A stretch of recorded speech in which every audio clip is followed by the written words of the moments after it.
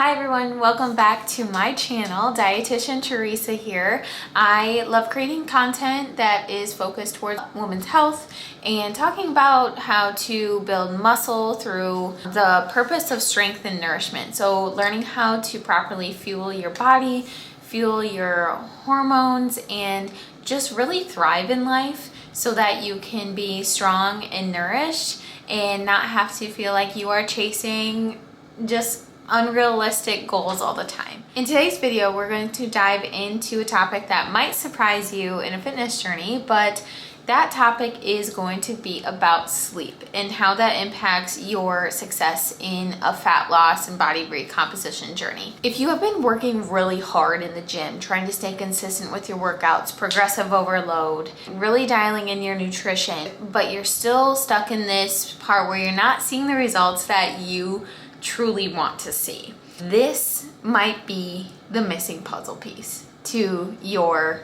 whole approach here. And sleep is that puzzle piece. And I will be full and transparently honest with you guys. I'm not perfect. I'm not a perfect human, and sleep is the thing that I know it is the foundation. For you to see results in any journey that you're on, you need your sleep. Sleep in my journey for recovering my period a couple years ago. Sleep in my journey now. Fast forward a couple years, now I'm in a body recomp journey. Sleep is something that I have struggled with and am continuously trying to work on. We live in this culture that's hustle, hustle, hustle. Sleep when you're dead mentality. It's just how it is. Is something about it though that you don't have to really sacrifice having fun in life just to sleep. It's not saying like, oh, you have to go to bed at 7 o'clock at night every night. This video is about sleep and how that can impact your hormones. It can impact your fat loss and just sabotage your efforts to really reach that next level self that you're going for in your body recomp fat loss journey. So let's dive into today's video and we will get right to it. All right, so first let's dive into why sleep is so essential for fat loss. And I have my notes up here, so if I'm looking down, again, like they're right here, so I'm gonna be looking down at them so I don't miss anything for you guys. Sleep is essential for that recovery process. So sleep is when your body recovers, it repairs your muscle tissue that has been broken down and is balancing key hormones that impact your fat loss. Without adequate sleep for your body just doesn't know how to fully recover, which can stall your fat loss and muscle building progress. So metabolism and fat loss. Getting enough sleep keeps your metabolism running efficiently. When you are sleep deprived, your metabolism slows down because it's trying to, make up for that recovery during those sleep hours that you lost and didn't have. So it makes it harder to burn fat off your body because your body is working so hard to keep things like digestion, your heart pumping, and it's focused on these other areas in your body, not necessarily the fat loss itself. Sleep isn't just about rest. It's really critical for helping your body burn fat efficiently and recover from those workouts. Another thing to take note of is if you're experiencing a lot more soreness after your workouts and it's prolonged soreness where it's lasting for days, we need to look at your recovery. Some of it can be nutrition, but oftentimes it comes down to that quality of sleep that you're getting. So all of these things combined, how sleep can impact your metabolism and how important it is for recovery, and also just taking note of how sore you are, can all be things to look at when you're looking at your sleep quality. So now let's talk more about the hormonal impact of poor sleep. When you don't get enough sleep, there's two key hunger hormones. We have our ghrelin and then we have our leptin. Those oftentimes can get out of balance when we are lacking the proper amount of sleep that our body. Ghrelin, I like to think as a little gremlin. It's angry. It's your hunger. It increases your hunger because it's your hunger hormone. While leptin is more of that lazy leptin. So leptin is that lets your stomach and brain know that I'm satisfied, I'm okay, I'm chill, I'm fine. Helps you have that feeling of keeping full. So when we have a lack of sleep, this leads to higher levels of ghrelin which is our hunger hormone, and then lower leptin levels. So making you feel oftentimes more hungrier and less satisfied after meals. The other hormone that sleep can impact is your cortisol. So elevated levels of cortisol can lead to fat gain, actually. So we need a certain amount of cortisol in our body. Don't get me wrong, like cortisol is good for our body, but when we have elevated amounts of cortisol circulating in our body consistently over time, that builds up, and this stress hormone can really turn your body into this fat storage unit, especially around that belly area. So if you notice the belly fat just sticking with you, we might want to look at how you are sleeping, and just something, because we can't control external factors in life. We can't control some things in life that happen to us, but sleep is one thing that we can work on ourselves. So oftentimes elevated cortisol at that high level can lead to overeating, just for cravings for very sugary, high calorie, ultra processed foods. The other hormone that sleep deprivation can impact is insulin. So insulin sensitivity, poor sleep actually makes it harder to regulate your blood sugars, and which again turns to promoting that fat storage instead of fat burning, because the longer we go with imbalanced blood sugars throughout the day, and the more our body's trying to catch up, it's not like, hey, I'm gonna burn fat. No, I'm gonna keep this on my body because this helps me feel safe, because everything else feels a little wacko right now.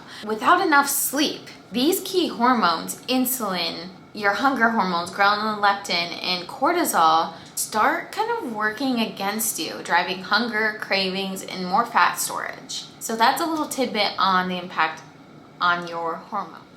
Next, we're going to dive into how lack of sleep can impact your quality of your workouts. If you felt lower energy levels and it's harder to give your best effort during your workouts, you might feel sluggish and have this lack of motivation to push through challenging exercises. Quite often, we're all going to have those days, but if this is happening consistently, let's check in on your sleep.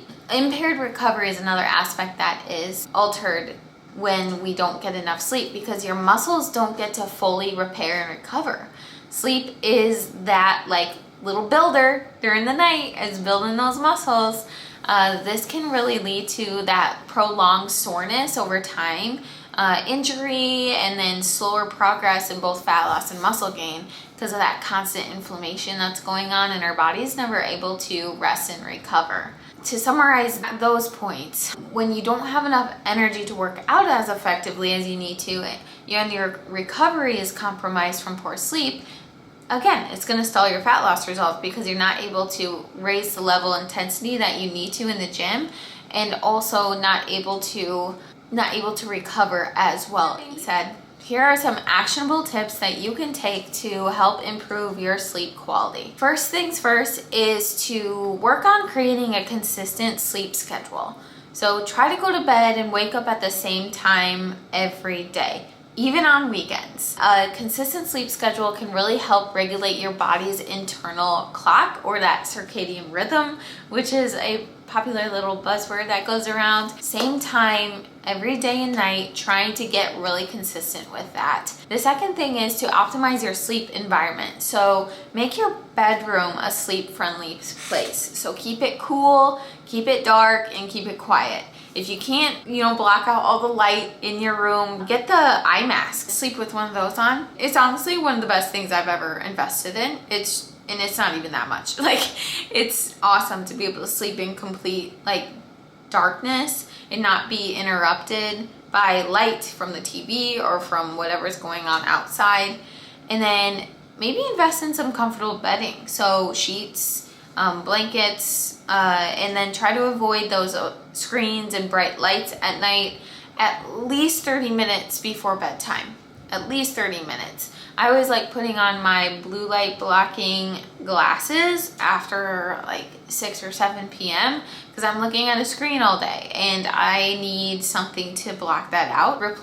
Be on your phone in bed with a book or writing in a journal or something where you're not stimulating your brain with a screen. Last thing here is to really try to work on limiting your caffeine and alcohol intake. Avoiding that caffeine in the afternoon and then alcohol before bed both can interfere with your ability to fall asleep and get restorative sleep. Yes, sometimes when we have the alcohol, you're like, oh man, I slept like a rock, but it probably wasn't as restorative as you needed it to be. So just take that into account if you are in a routine of having caffeine in the afternoon. Develop a relaxing pre-sleep routine. Try to incorporate like relaxing activities like reading, meditating, you do stretching before bed to help signal your body to say, hey, it's time to wind down and it's time to rest now. Like, it's okay.